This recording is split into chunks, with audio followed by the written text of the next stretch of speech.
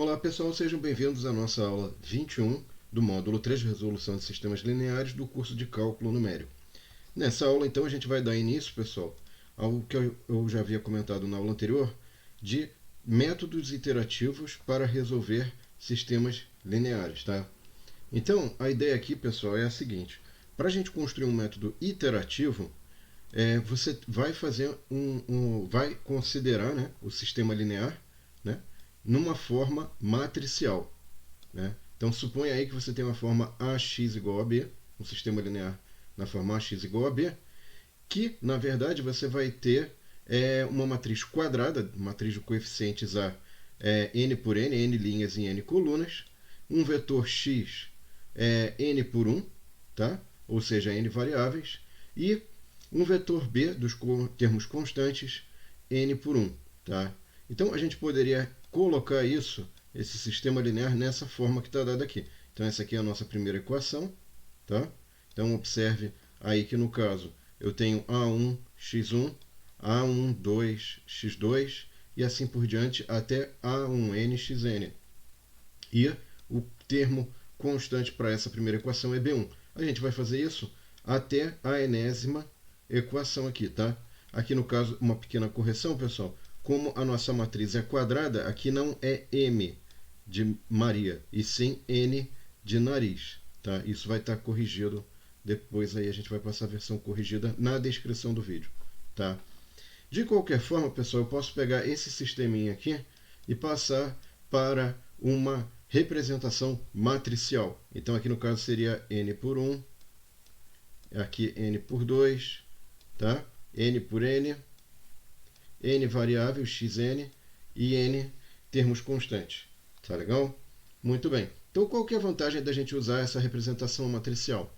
É o seguinte, a gente pode, ou a gente quer encontrar uma forma equivalente desse sistema linear, na qual a gente vai escrever xk1 igual a C, que é uma matriz, essa aqui é uma matriz C, multiplicada por um vetor x de k, da késima iteração, mais um vetor g. Isso aqui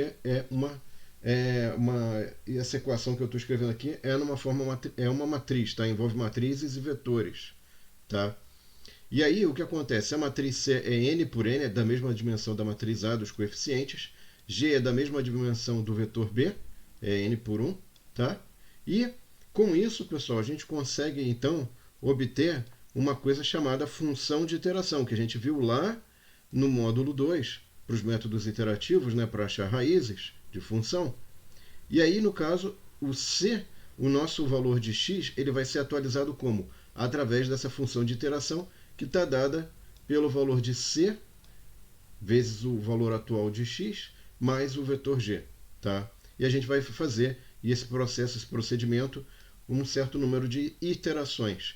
Com isso, a cada iteração eu começo com o valor inicial x0, um vetor x0, depois atualizo isso para um vetor x1 e assim por diante até que seja, enfim, eu vou fazendo um xk e vou fazer esse processo até interromper, até chegar num determinado critério de parada, tá? Atender um critério de parada.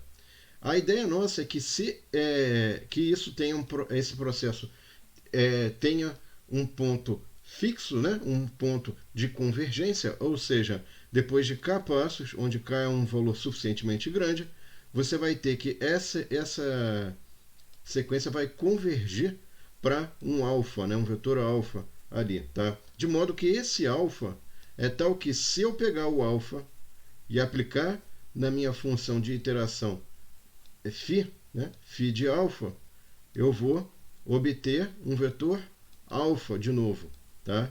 Que é exatamente a condição lá que a gente descreveu do módulo 2 do ponto fixo, né? O ponto fixo é isso, você é um valor tal que você dá para a função de iteração e você continua nesse mesmo valor.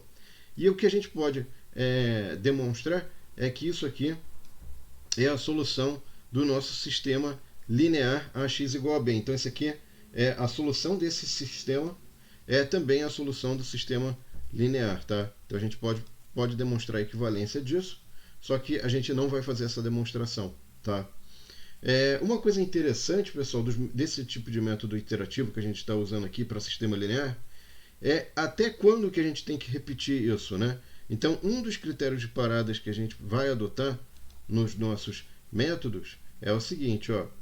Eu tenho uma distância dk, da iteração k. O que é essa distância d de k? Isso aqui é basicamente o maior valor, olhando todos os n elementos do nosso, nos nossos vetores, né? Sendo que eu vou fazer o quê? Eu vou comparar elemento a elemento. Então aqui está vendo, ó, o índice aqui é elemento a elemento, elemento 1, elemento 2, elemento 3, enfim, até o enésimo elemento. Eu vou comparar o valor de x na iteração k com o valor de x na iteração exatamente anterior, tá?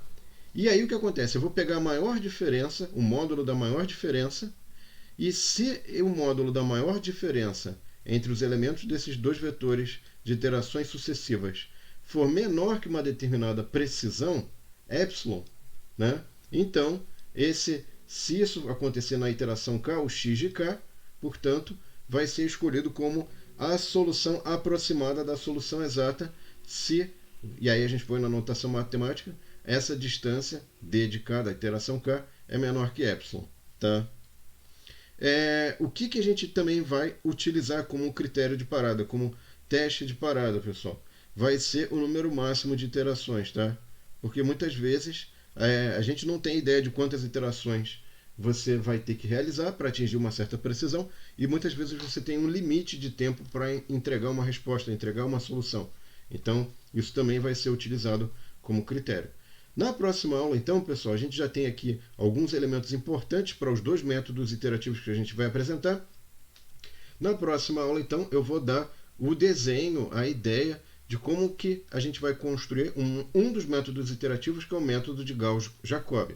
Bom, pessoal, espero que vocês tenham gostado. Não esqueçam de curtir, não esqueçam de compartilhar, e espero vocês lá na aula 22, hein? Um abraço e até lá. Tchau!